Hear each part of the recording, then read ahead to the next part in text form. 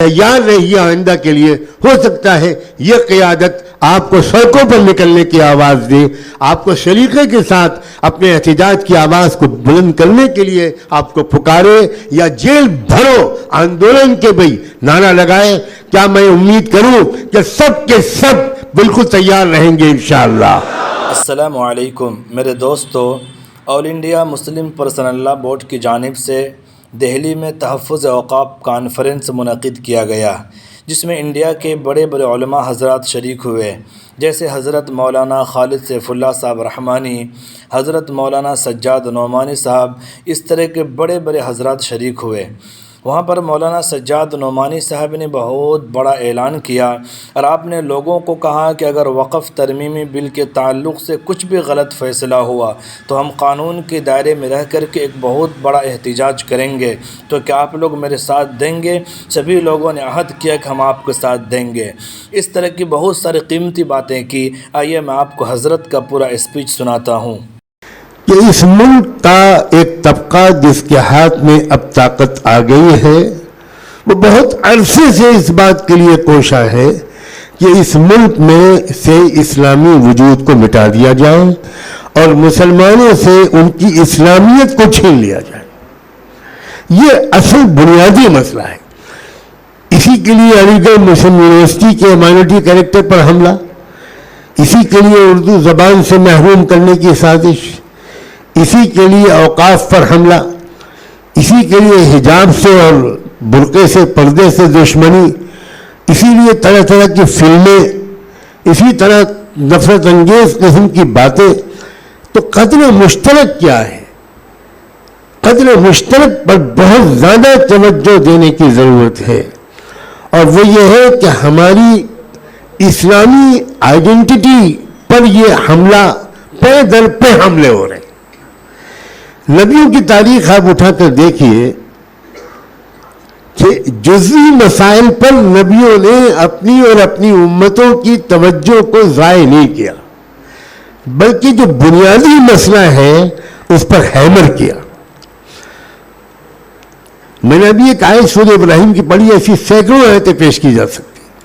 وقال الذين كفروا لرسلهم لنخرجنكم من ارضنا او لتعودن في ملتنا.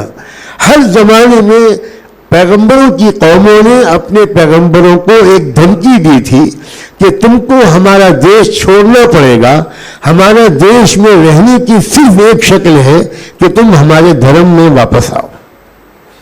اب سوچیے, واپسی, ایسا نہیں لگتا کہ یہ آیت آج اتری ہے. گھر واپسی کا نعرہ جہاں لگایا جا رہا ہے, اور اس سے اندازہ ہوتا ہے کہ قرآن کس قدر زندہ کتاب ہے. ایسا لگتا ہے کہ آج کے مسائل کے لیے فلاں فلاں فلاں فلاں آیتیں اتری ہیں. مسلم پرسنل بورڈ پہلے دن سے کیا چاہتا ہے؟ مسلم پرسنل بورڈ کے بانی حضرات کی, قائدین کی, اور آج تک ان کی قیادت کی یہ کوشش ہے کہ ہم اس لڑائی کو اپنی ایمان اور اسلامیت کے دفاع کی نیت سے اجتماعیت کے ساتھ, اطاعت اولو الامر کے ساتھ, ڈسپلن کے ساتھ, ہمت اور حوصلے کے ساتھ, اور اس کے ساتھ میں سمجھداری کے ساتھ, دانشمندی کے ساتھ اس لڑائی کو ایک تسلسل کے ساتھ لڑیں. یہ نہیں کہ ایک مسئلہ آئے اس کے لیے کچھ جلسے ہم کریں اور اس کے بعد جب دوسرا مسئلہ آ جائے تو اس پچھلے مسئلے کو بھول کر اس نئے مسئلے میں کھڑے ہو جائیں, یہ دیکھے بغیر کہ پچھلے مسئلے کا کیا ہوا.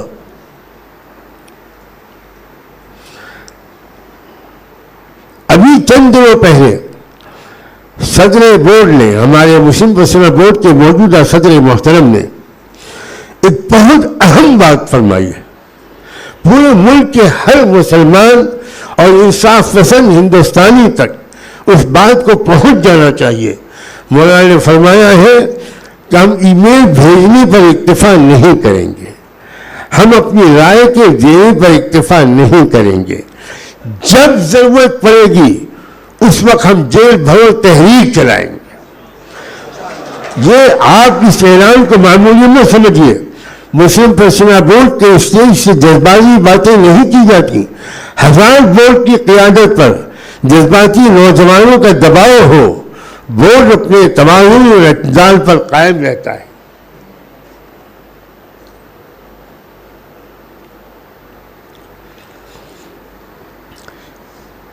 بورڈ بھیڑ کے پیچھے نہیں چلتا. بورڈ منظم منصوبہ بندی کے ساتھ اپنی آواز کو بلند کرتا ہے, اپنی لے کو پست یا بلند کرتا ہے, اپنی رفتار کو تیز یا دھیمی کرتا ہے. غنیمت سمجھیے کہ مسلمانان ہند کے پاس ابھی ایسی بالغ نظر, جرأت مند اور دانشمند قیادت موجود ہے. قیادت کے لیے صرف بہادری کافی نہیں ہے, اور قیادت کے لیے صرف سمجھداری کافی نہیں ہے.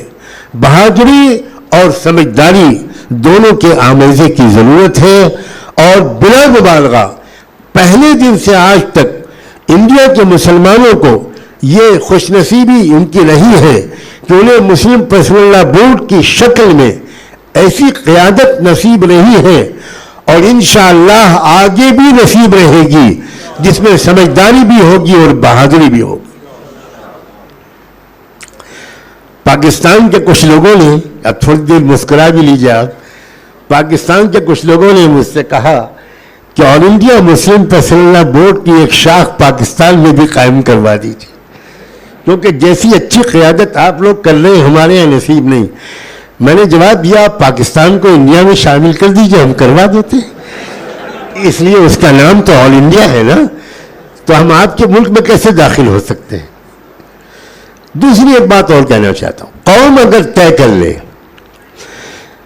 قومی ارادے, قومی فیصلے, قومی طاقت کو سمجھیے, قوم اگر طے کر لے تو طاقتور سے طاقتور حکومت, ظالم سے ظالم حکومت کسی قیمت پر بھی قوم کو اپنے اصولوں سے منحرف نہیں کر سکتی.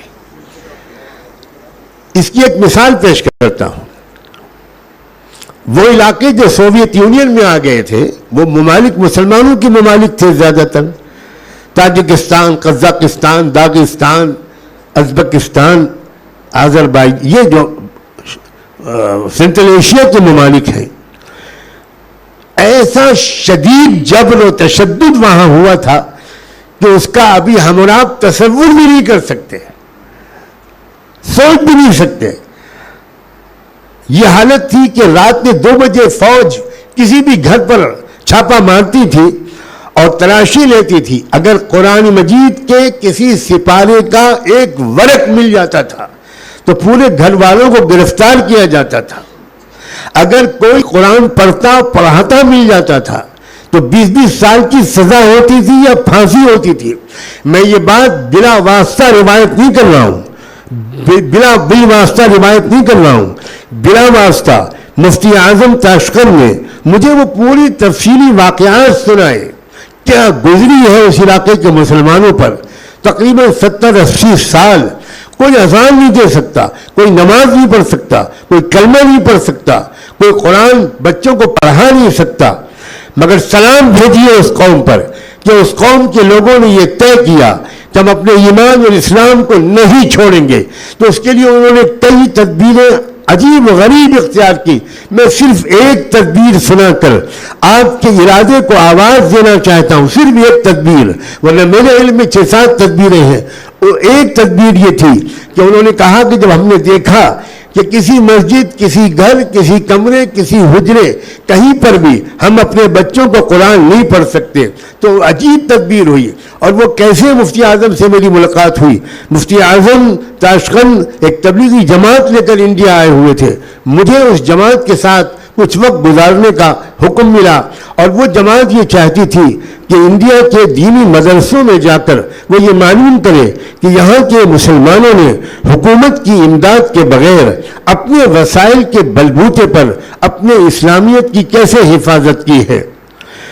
اسی سلسلے میں جب پہلے دن میں ان کے ساتھ مسجد میں تعلیم کے حلقے میں بیٹھا, اور ان کے ساتھ 3 نوجوان تھے 17-18 سال کی عمر کے, اور قرآن کا مذاکرہ شروع ہوا, تو میرا خیال یہ تھا کہ ان کو تو قرآن پڑھنا آتا ہی نہیں ہوگا، لیکن عجیب بات یہ ہوئی کہ ان بچوں نے اس لہجے میں قرآن پڑھا کہ مصری قرہ کو شاید پیچھے چھوڑ دیا۔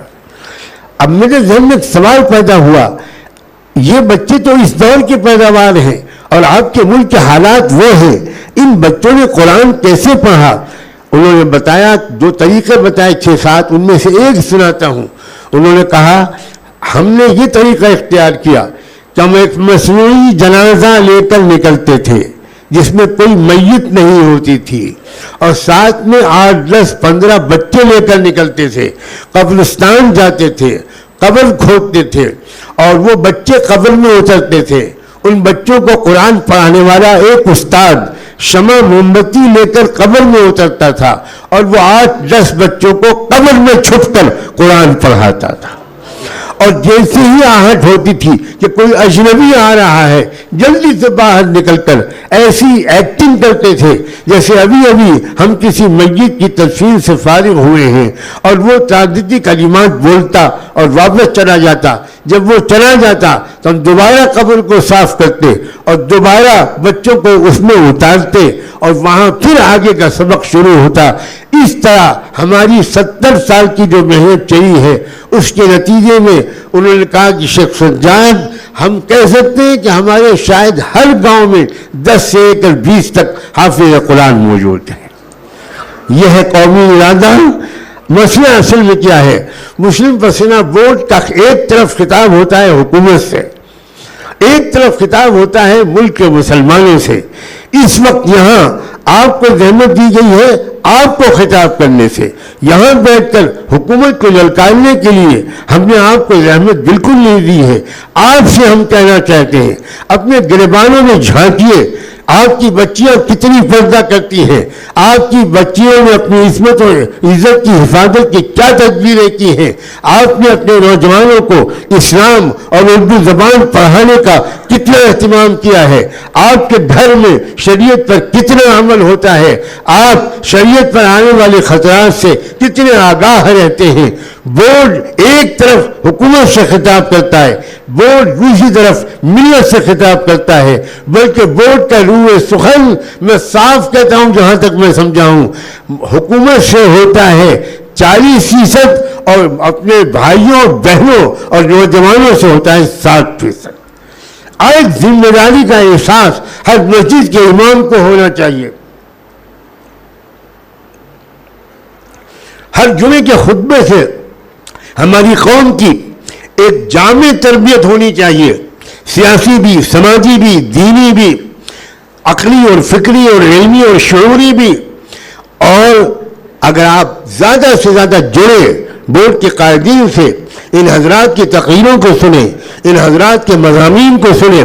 مجھے تو حیرت ہے، صدر بورڈ حضرت مولانا خالد سیف اللہ رحمانی صاحب، اللہ تعالیٰ ان کے سائے کو سلامت رکھے، اتنی علانت اور مشغولیت کے باوجود کس طرح اخبارات میں ہفتہ واری کالم لکھتے ہیں، شمع فروزہ کے نام سے کس طرح سوشل میڈیا پر مسلسل ان کے مضامین آتے ہیں، نہایت بصیرت افروز۔